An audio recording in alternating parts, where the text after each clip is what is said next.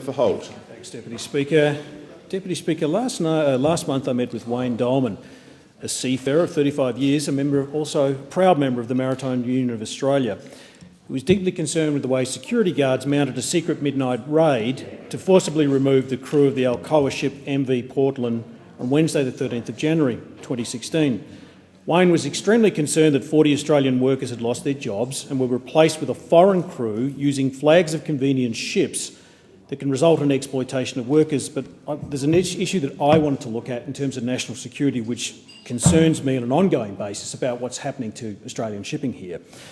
And he and Wayne were concerned that their fellow sailors would lose their jobs in line with the recent trend of replacing Australian workers with foreign workers.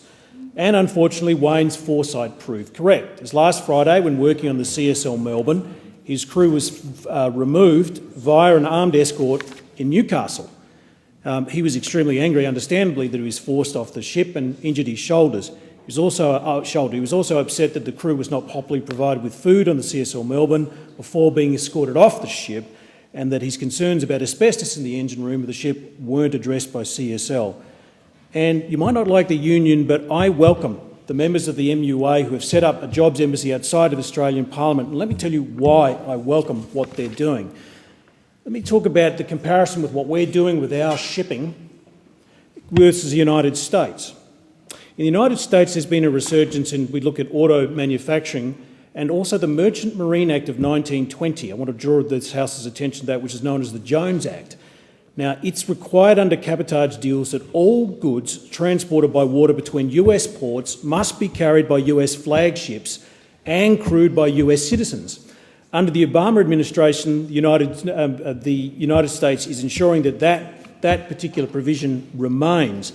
One of the reasons why they were very concerned, Deputy Speaker, about foreign crews and foreign ships was post 9/11, and having visited there very recently, just seeing the impact of that terrible event. They were very concerned that foreign ships were going to be used to mount an attack of some description on American shores. In fact, one of the plots that was uncovered was a cruise missile launched off the actual ship. It was actually a plot that they were concerned about. So here we are, and we commend the government for its national security architecture and the spending that it's putting into national security, but at the very same time what we're doing, an essential conduit of goods and shipping and transport, we're effectively taking our eye off the ball, allowing foreign crews with foreign ships to be coming in, and we just basically don't know. That we can never guarantee, as we could with an Australian crew and an Australian ship, security. So this is an area I believe that the federal government is falling down in, particularly given my interest, and they really do need to address this because our seas and our shores become unsafe. This continues. And I call the member for Macquarie.